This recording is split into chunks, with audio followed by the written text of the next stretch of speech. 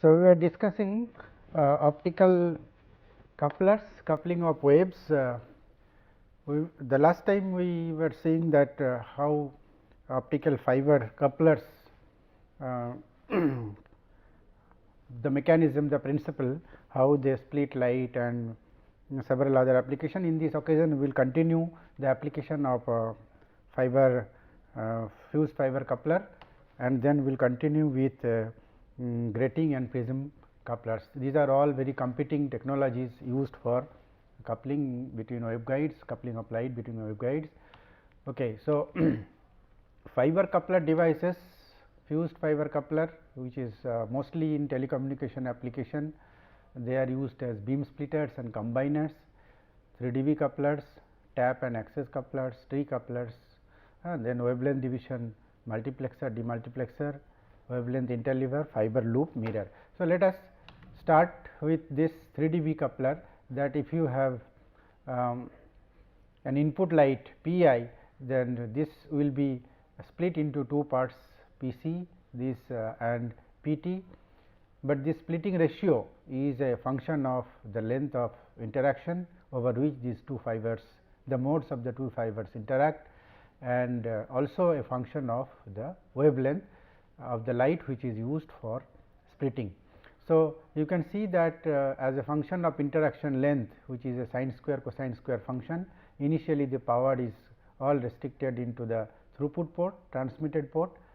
Here it becomes 0 somewhere, and during that time the power which was 0 in the coupled port, it becomes maximum, and they will periodically exchange the power back and forth, and as you continue with the length of interaction.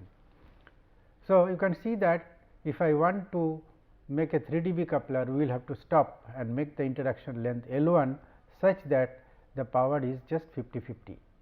So, that is what is a 50% coupler or a 3dB coupler, which is very commonly used in optical networks and sensor technology also, fiber optic sensor technology also, because this can be used as a reference to monitor the source fluctuation, to monitor the reference alongside the probe beam which are derived from this fiber coupler. One is reference, another is the probe. Okay. So, tap and access coupler, you have input light put into one. This is a 1 into 10 star coupler. This is again the same technology. You will have to put a large number of fibers together and fuse them, but this is an advanced technology through which you can couple light from one input to a large number of outputs. You can see this is 1 into n star coupler, because light rays are reciprocal. So, if you launch light from this side to all the individual ports, they will combine and will appear at this output. So, again this is a bidirectional coupler. This is one example of 3dB couplers, using 3 such 3dB couplers, how you can make a 1:4 signal distributor. So, you have an input light here which will be split into two parts, and each of these will be again in turn split into two parts. So, effectively we will get 4 outputs. So, if we start with 1 milliwatt of power, for example, then ideally if there is no loss, then we will get 1/4 of a milliwatt output at all the 4 ports ideally. So, this is how this distributor couplers are used in the telecommunication, fiber optic telecommunication networks.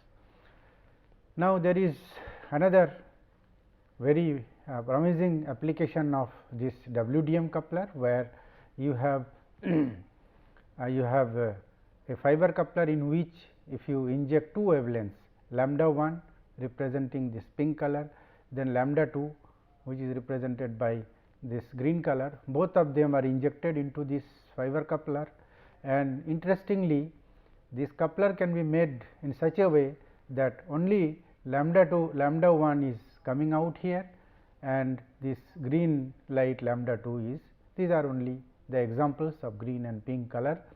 So, lambda 1 comes out from here, lambda 2 comes out from here, and because this is bidirectional. So, this is what is called the demultiplexing operation. You have two wavelengths put into one fiber, but they are in turn separated out. But the other way around, it is also true that if you launch lambda 1 and lambda 2 into these two ports, then they will be combined and will be available. So, these both the things are necessary for multiplexing and demultiplexing operation in a signal distribution network. For example, we have two, one is, let us suppose one wavelength is for video, another wavelength is for telephony. So, both of them, video and telephony, both of them can be combined and can be carried out in the through the same fiber for a long distance, and again at the output at the receiving end, this placed in the other way in the opposite direction, this coupler can separate them out lambda 1 and lambda 2 in the two different fibers, and can be used for signal processing for the two different purposes. So, and also it is used as a pump and signal mixer in the optical amplifier circuit, and also for separating out the pump and signal at the output of the amplifier. So, 980 1550 erbium doped fiber amplifier, pump and signal, they can be mixed and separated out. So, there are large number of applications of this coupler. Let us try to understand the principle how this tapered fiber coupler can be used to separate or to combine two different wavelengths into one fiber or out from one fiber into two different fibers. So, because we know that this coupling is a wavelength dependent property, the coupler is fixed, we have one coupler, and if we use one wavelength lambda 1, if lambda 1 is smaller than lambda 2, then the coupling coefficient is such that the periodic exchange, the periodicity is large, that is the power transfer will be slow in terms of the interaction length. So, for lambda 1 which is smaller wavelength, there will be a weak transfer of power. For lambda 2, if it is larger, then the transfer of power will be faster, because for larger wavelength the coupling coefficient will be more than the coupling coefficient for lambda 1 for the smaller wavelength. So, we can see that for two different wavelengths the power transfer rate is different, and that is actually exploited to design this wavelength division multiplexing coupler. In this case, lambda 1 is greater, the pink one is greater. So, you have a faster rate of power transfer cycle, faster rate, but the green one, it has a slower rate of power transfer cycle. So, it can so happen that at some length of interaction, this power for this wavelength, that is lambda 2, for this wavelength lambda 2 which is a smaller wavelength, it just, so this is the cross state for the lambda 2, that is the green wavelength, and it is the cross back state. So, it comes back to the transmitted port again for this green wavelength, whereas for the pink wavelength, this is the cross state, this is cross back state, and it is again the cross state. So, it goes through these many cycles 1, 2 and 3. So, it comes back to the coupled port after this much of interaction length, whereas for this wavelength, for this much of interaction length, it goes through the transmitted port. So, one of the wavelength is at the transmitted port, the smaller wavelength, and the larger wavelength is in the throughput port, in the coupled port. So, as a result, these two wavelengths are separated through this. So, this is very interesting to understand, and it is the other way around, because if you mix these two wavelengths here, then they will be separated. If these two wavelengths are inserted through these two ports, they will be mixed and will be combined here. So, it is again bidirectional, that gives you this wavelength division demultiplexing and multiplexing, both the effect. So, and the advantage of this fiber coupler is that it is very rugged, stable and reliable. You just have to connect to the source and everything will be taken care by this coupler itself. Now, we will see how this Mach-Zehnder application can be realized through this fiber coupler. You have a source which splits light into two parts. let us remember that during our couple mode theory we discussed for identical waveguide couplers, whether it is a planar directional coupler or it is a fiber coupler. As far as the couple mode theory is concerned, that when you inject light into this fiber or this waveguide, and the light which is appearing in the same waveguide, that is in the transmitted or the throughput fiber or throughput waveguide, there is no phase change. But if the light has to couple from this waveguide to this waveguide, there is a change in phase of pi by 2. This we have seen. Let us recall that in the couple mode theory we have seen that there is a phase change of pi by 2 when switching from one fiber to another fiber, when switching from one waveguide to another waveguide. So, and we will use this principle to understand how this Mach Zehnder thing works. You have a directional coupler here, fiber coupler here, it could be. So, this is a 3 dB coupler, and so when you have a light which is injected here, let us think of that this will be divided into two parts, and then again this light will be divided into two parts from here and from here. This light will also be divided into two parts. So, effectively this will be a sum of the lights which are coming from this side and also from this side. Again this will be a sum of the lights which will coming from this side and this side. So, let us try to look at the expression for this. When you have a light which is going from here, there is no phase change, there is no phase change, there is no phase change along this fiber, there is no phase change. So, here when it appears here, this light has undergone only the translational change in the phase, that is because of the travelling, but there is no other phase change. So, which will be taken care by this phi a term, which is a function of this length, and phi b will be the function of this length. And if you have light which is, so there is no phase change except this phi a. So, you have only phi a. If I look at the output at E1 port, this at D1 port, E1 will be E0 half E0, that I into phi a, and for this light, because I want to see the light which is available here together. So, one light I have seen which is due to this, then there will be another light which will be due to this. So, there is a phase change of pi by 2, again there is a phase change of pi by 2. So, total phase change that it suffers in excess of this phi b is pi, 1 pi by 2 from here, 1 pi by 2 from here. So, total phase change is pi plus phi b. So, that is what it appears here, phi b plus pi. So, this I should be outside. So, so this I should be outside. So, this again if I look at, so this is the power, this is the electric field of the light which is available at this D1 detector, and the other one for E2, that is the electric field which will be available in this detector. We can do the analysis in the same way.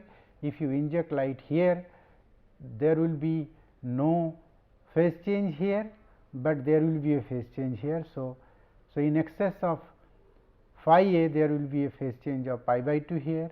Again let us look at this light, there will be a phase change of pi by 2 in the beginning, but at the end there is no phase change. So, pi by 2 plus phi b, and here pi by 2 plus phi a, these are the two phase changes, phi a plus pi by 2, phi b plus pi by 2. Now, if you just take the mod of this, that is E dot E star, will give you the intensity I 1 and I 2. So, for each one E 1 star E, if I take, I will get this expression, and if I take E 2 star E, then mod of that, then it will give you this value. So, you can see that this is exactly the Mach Zehnder intensity distribution, 1 minus cosine phi a minus phi b is the difference in the phase difference due to these lengths phi a and phi b, which can be expressed in terms of the effective propagation constant and length of the fiber. Effective propagation constant assuming the same. So, ineffective into L 1, this will be ineffective into L 2. So, So, this will be L 1 minus L 2 into N effective into K 0 will be this quantity, and here it is this. So, this is the Mach Zehnder thing, which can be realized through a very stable configuration using two directional couplers, and it is very widely used in the photonics technology, in sensors, in many other applications. Okay, then let us look at this wavelength interleaver. Is a similar application, the same configuration, but now that this phase at one of the arm is tunable and you can inject two different wavelengths. So, through a 3 dB coupler, these two again they are decomposed and again they are combined at PT and PC. The power transfer can be represented by this equation as a function of lambda. When I inject this, then it will be a cosine square function of lambda, as well as it will be a sine square function, because I am looking at the coupled port here, whereas in the transmitted port this will be a combination of P 1 and P 2 in terms of the sine square and cosine square function of this lambda 2 and lambda 1. So, these are the two powers, the expression for powers, the amount of powers which will be available here. Again they are sine square cosine square term. Interestingly, if you make delta phi equal to 0, that is there is no phase difference, you will get back to the Mach Zehnder expression, and if you make this phase difference equal to 2 pi or integral multiple of pi, you can see that if this phase difference is 0 or 2 pi, and if this phase difference is this for both the wavelengths, that is for lambda 1 this phase difference is 0, but for lambda 2 it is pi, then P t will be 0, because it appears like that, one is pi, one is 0, another is pi by 2. So, as a result, because pi by 2, so it will make it equal to 1, this will become equal to 0. So, you get P t equal to 0 and P c becomes just P 1 plus P 2. So, these two wavelengths will be added up. If I can tune the phi or delta phi in such a way that for one wavelength it is twice pi, for other wavelength it is pi, then both the wavelengths will be appearing in the coupled port. See, both wavelengths now appear at the coupled port. If delta phi satisfies the condition of this minus this equal to pi, both wavelengths are combined into the coupled arm, that is this one, this is the difference. In the reverse direction, thus it separates these two wavelengths. So, both the wavelengths are now appearing into this wavelength. Now, if I inject both the wavelengths into this and I tune this, so that the difference of the phase for the two wavelengths is just pi, then it will be distributed into these two. So, this operation is the wavelength interleaving, which is very commonly used in the optical network. In the reverse direction, it separates these two wavelengths. In practice, we need a flat top response. We need that it should be the response should be flat over over some width of the wavelengths. In that case, it can be done by cascading a number of such Mach Zehnder configuration. So, you can see that you have a Mach Zehnder made out of two fiber couplers, you have two source wavelengths, and you are looking at the detector 1 and 2. So, you have a flat top response over this bandwidth, that is from here to here, over this range of wavelengths, it remains almost same, and this becomes minimum, and it happens for this the solid line, and for the dotted line, these are the two different ports. So, you get this kind of response for two different wavelengths. So, you have two different wavelengths which will be appearing periodically and over a. So, this is the range of wavelengths which can be used for interleaving. This is a very beautiful application, and okay. So, then there is another very promising and very useful device which is made out of this fused coupler. If you have a 3 dB coupler, and if you just concatenate, if you just connect the not this one, if you just close this, that is if you just splice this input, the two outputs together, and you form a loop, then what happens?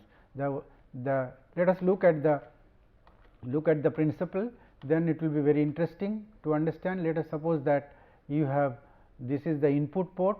So, the light which will be traveling across this coupler will have a phase difference of pi by 2 when it comes to the coupled port, but there is no phase difference when it goes through this port.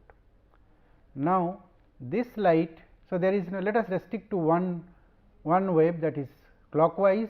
When this light goes through this circuit, there is no phase difference, there is no phase difference all along this, it is only the z translation of phase. Then there is again no phase difference when it comes through this port, because every time it is restricted to the same fiber which is the input and output. So, when it appears here, it is only a constant phase, but if we look at the other part of the wave, that when it comes from this side to this side, there is a phase difference of pi by 2. Again this light and counterclockwise light, when it comes back from this fiber to this fiber, there is a phase difference of pi by 2. So, these two phase difference of pi by 2 added up will give you a total phase difference of pi.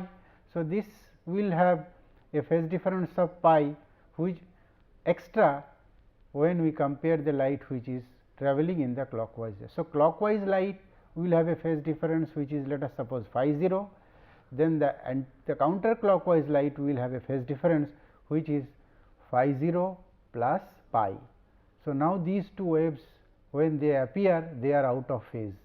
So, they will destroy each other, they will interfere destructively, as a result there will be no light output here. That means, the entire light will be reflected back. We can do the operation for the other part also, that is when you have light which is injected here. So, first there is no phase difference here, it goes through this, but there is a phase difference of pi by 2 when it comes back to this port. If I consider the light coming back out of the same input port, the other one, when there is a when it comes from this throughput port to the coupled port, there is a phase difference of pi by 2, then again there is a phase difference, there is no phase difference. So, these two phase differences are the same, because it is only phi 0 plus pi by 2, for this case it is only phi 0 plus pi by 2. So, they are same. So, they will constructively interfere. So, the entire light will be reflected back into the same fiber. So, there are a lot of applications. Let us try to understand the mechanism. Once again, I have explained this, that for the clockwise light there is no phase difference, there is no phase difference, there is no phase difference. So, I have put 0, and this is only the phase difference due to this, then 0 phase difference due to the length of this. But for the counterclockwise light, you have a phase difference of pi by 2, you have a phase difference of pi by 2 in excess of the phase that is due to the length of the fiber. So, put together you get the port 4, which will give you 0, because you have an effective phase difference of pi, whereas for port 1, that is in this port, you have a phase difference of 0, but there is a phase difference of pi by 2, because each time it goes through this, once it goes to the coupled port, next time it is in the same port, but and again it is in the same port, next time it is in the coupled port. So, as a result, in both clockwise and anticlockwise, they actually come across the same phase change, that is pi by 2. So, which put together you get that the light which are meeting here, they are in phase. So, they will constructively interfere, will get back. So, that means, when you have an injected light injected into this port through this loop mirror, they will be reflected back into the same fiber. So, this is a mirror, but it is in the form of an optical fiber. So, it is a guided mode mirror, and you do not need any external mirror to reflect the light back. This is a beautiful application. Then we will discuss this other competing technologies for optical coupling, and this is one that very often come across, is that how you have an integrated optic devices which are the dimensions are very small, 100 to 300 nanometer, whereas optical fibers are 9 to 10 micrometer core diameter. So, there is a huge mismatch in the diameter and in the mode field in the near field, where you want to couple the light from here to here, the overlap is very poor. So, that is a very big problem in coupling light between optical fiber and integrated optics. Both of this is one very much useful, very important requirement in devising the optical system, photonic system. With so much of mismatch in the dimension between the fiber and such waveguides, it becomes really difficult. One has to think how the light can be effectively coupled from fiber to waveguide and waveguide to fiber back. So, between SMF, so this silicon on insulator is a very competing, very new technology. In this case also this large mismatch in the mode field area, and as a result there will be high insertion loss. Most part of the light will be lost during coupling. Also the problem comes from that more number of the chip density, more number of integrated optic devices are to be integrated into a smaller chip. As a result, this waveguide dimension becomes smaller and smaller, which makes this issue more complex and challenging. So, this silicon and insulator, for this there are a lot of applications, photo detectors, modulators, optical waveguides. So, this confinement and high refractive index contrast. However, these are the advantages, but the problem is optical coupling. Now, we will look at this end fire coupling, which is a very popular and well known methodology. This advantage is a very high coupling efficiency. You have an optical fiber, you can put a lens, and through the lens you focus the light into a very small numerical aperture, small geometrical aperture, and with this the entire light can be coupled into this waveguide, which is you see an integrated optic waveguide, very thin layer, thin film waveguide, but the drawback is alignment difficulty and very high cost of this manufacturing, not very simple and straightforward. The other way of tapered waveguide coupling, this integrated optic waveguide is made in such a way that it forms a taper, and you know that when it is in this region the mode is very nicely good tightly confined into the core region, but if it is a tapered region the mode will flare up, it will be flaring up and will leak out of will move out of the part of the most part of the wave with the mode field will be outside the core. So, the modal field effective area of the modal field becomes very large, and then there will be a very good overlap between the optical fiber and this again. So, the coupling efficiency becomes very high. So, this is again a very high coupling efficiency device, this technology, but again the problem is alignment difficulty, need of advanced lithographic requirement for making this kind of devices. Right. Then another very promising technique is the grating coupling, and grating couplers are essentially very attractive, direct coupling from optical fibers to silicon integrated optics, coupling efficiency is very high. So, the principle of this is that you have an optical fiber. So, the light is there in the integrated optic device. So, and this is a grating, periodically etched grating, and this because of the grating the light will be from this periodic structure, light will be scattered, and the scattered light will be collected by this optical fiber, where there will be a phase matching condition that is satisfied. So, the period of this grating will be such that the scattered light wave will meet here with a constructive interference at a given angle. We will see that how it happens. This is the schematic of this waveguide coupler. You have a grating coupler, you have an optical fiber which is placed on top of it, and the light from this waveguide goes through an adiabatic taper. So, that very smooth and quasi static transition from a smaller waveguide to a larger waveguide dimension, and then this grating will scatter the light which will be collected by the optical fiber. Actually, this is the fabricated grating structure, and this one is the magnified image of this same grating, how this top view of the fabricated structure. Now, to understand the mechanism of this grating optical fiber coupling, we can see that the wave which is travelling in this direction, the mode which has the mode effective refractive index ineffective is given, or the propagation constant is given by the z component of the propagation kmz, mth mode kmz, z component of the propagation vector.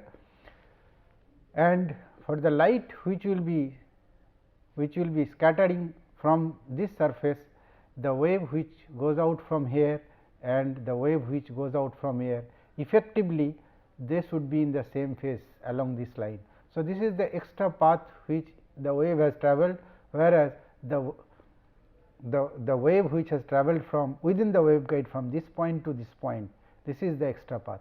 So, this extra path into the effective index of the mode must be equal to the effective index of the light and this extra path, they should be equal, that is the phase matching condition. We will see how it works. So, the phase of 2 will be the light which has travelled from here to here, this much which has travelled from here to here, that is a distance of a with the ineffective value a into z component of the propagation vector, and phase of 1 will be k 1, that is this, it could be k 0 if it is in the free space, k 0 and then this length. So, this will be the phase of 1. Put together, if it is this phase difference is an integral multiple of twice pi m equal to 0 1 2, then this phase matching condition is satisfied, which will eventually result in the sin theta equal to. So, this is the condition for the grating coupler. We tried to understand in a very simple and lucid way.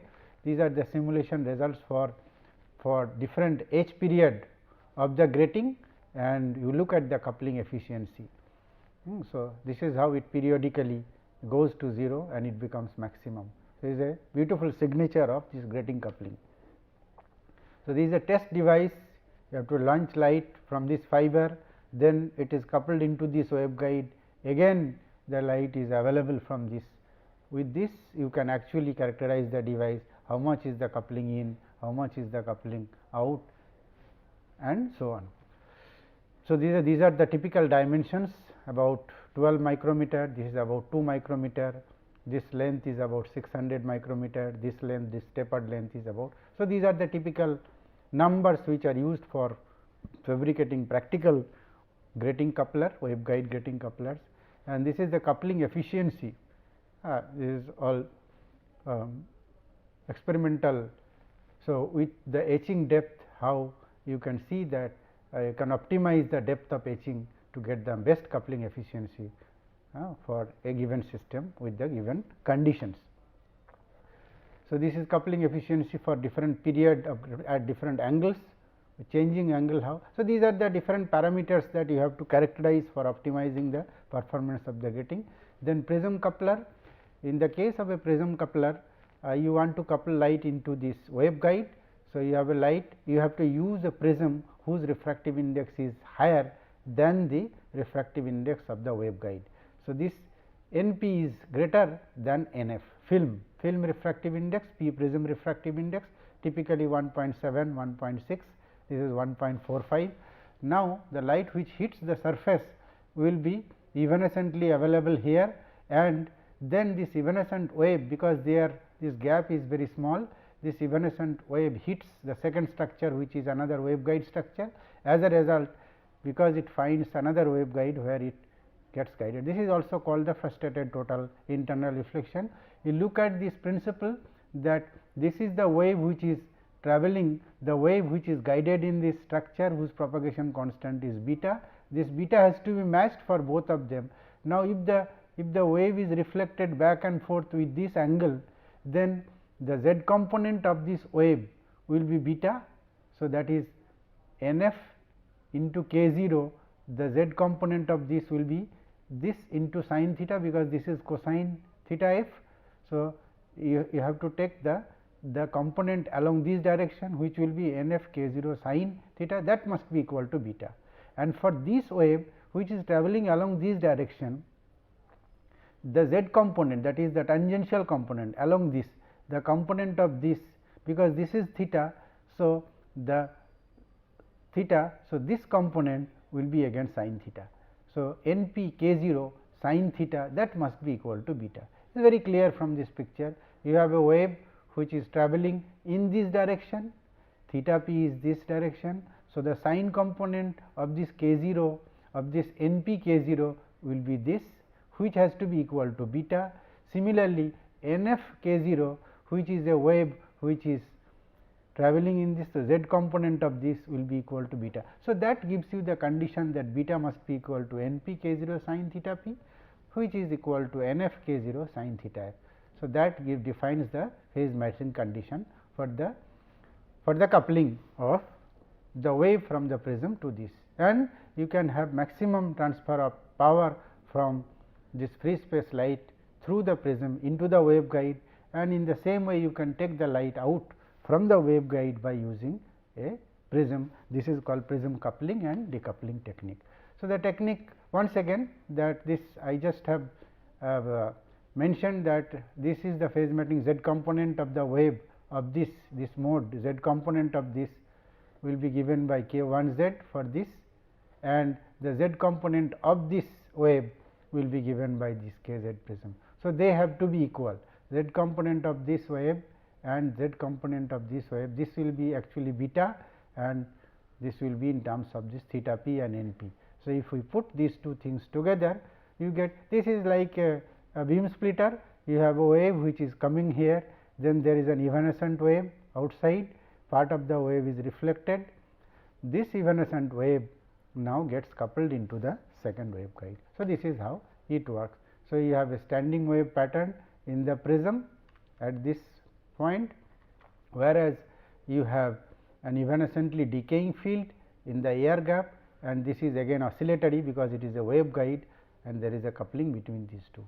So, this is how the several interesting methods of optical coupling we come across, and there are many more applications in this field for coupling light from waveguide to fiber, fiber to waveguide, waveguide to waveguide, and so on and so forth. So, we in this context we have discussed fiber couplers, some important applications, wavelength interleaved Mach-Zehnder, coupling between fiber and integrated optic devices, end fire coupling, grating coupling and prism coupling, and their basic principles we tried to understand. Thank you very much.